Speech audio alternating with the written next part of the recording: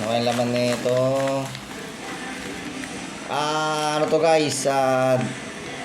DC-DC converter guys.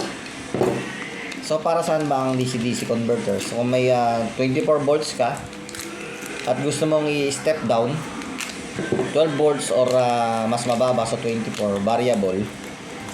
So bumili tayo ng DC-DC converter na rated ng 3 ampere daw to guys. 3 ampere sabi. So try natin mamaya kung nagana siya. Rated 3 ampere siya guys. LN2596 DC-DC converter. So ito yung trimmer guys. Yan o. Yan yung pipihitin mo para bumaba yung voltahe. So kung naka 24 volt system ka at gusto mo maging 12 volts or 5 volts, kailangan mo siya ng DC-DC converter. So 3 ampere rated siya. So mga hanggang 2 max siguro pwede to sa akin.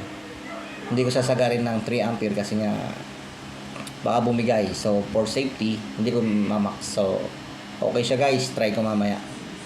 DC-DC converter.